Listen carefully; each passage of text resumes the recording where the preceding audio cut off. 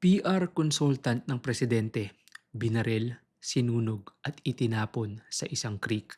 Sino ang nagpapatay kay Salvador Bobby Dacer at sa driver nitong si Emmanuel Corbito? At ano ang motibo?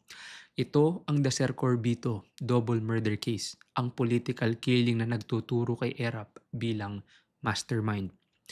Isipin mo, taong 2000, sa gitna ng malakas na kontrobersyal laban kay Pangulong Joseph Estrada, isang kilalang public relations consultant na si Salvador Bobby Dacer na dating nagtatrabaho para kay Estrada mismo ay biglang nawala kasama ang kanyang driver.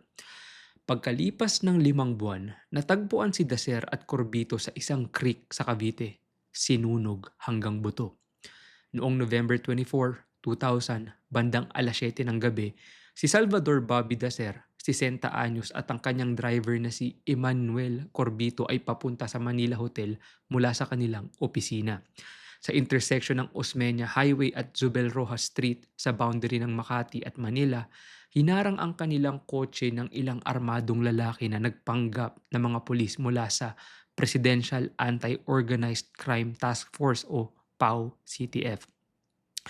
Walang saksi sa pagdakip kay Dacer at Corbito at dinala sila sa isang safe house sa Indang, Cavite.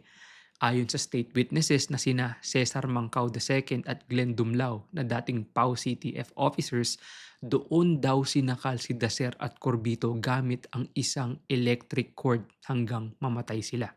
Pagkatapos, sinunog ang mga katawan nila para hindi matukoy ang kanilang pagkakakilanlan at ang sasakyan ni Dacer ay iniwan sa Maragondon, Cavite. Ang mga sunog na labi at dental plates ay natagpuan noong April 2001 sa isang creek sa barangay Bunalejos, Indang, Cavite. Positibong kinilala sa pamamagitan ng dental records at personal items. Ang motibo? Si Dacer ay may hawak na sensitibong impormasyon tungkol sa wedding scandal at iba pang korupsyon ni Estrada. Sabi ng witnesses, inutusan ni Estrada si dating PNP chief at PAO-CTF head na si Panfilo Ping Lacson na in-neutralize si Dacer. Si Michael Ray Aquino, ang right-hand man ni Lacson, ang sinasabing nag-coordinate ng operasyon.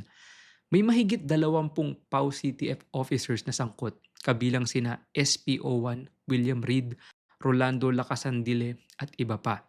Si Reed ay naaresto nito lamang 2023 pagkatapos ng 22 taon na pagtatago.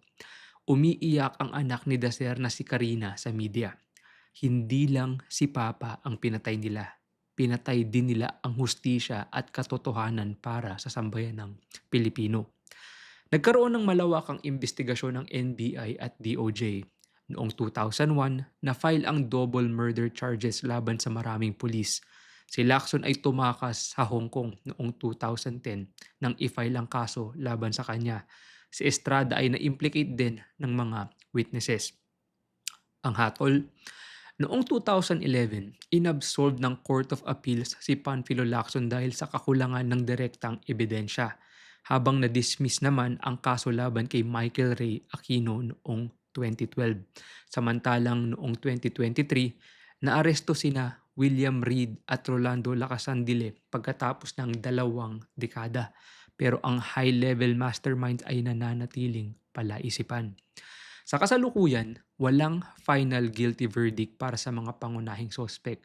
Ang kaso ay itinuring na isa sa pinaka-politikal at hindi ganap na nalutas na double murder sa kasaysayan ng Pilipinas. Kung ang kawalan ng katarungan ay sa pinuno mismo ng Estado at mga alagad ng batas nagmumula, paano pa ang sambayan ng Pilipino?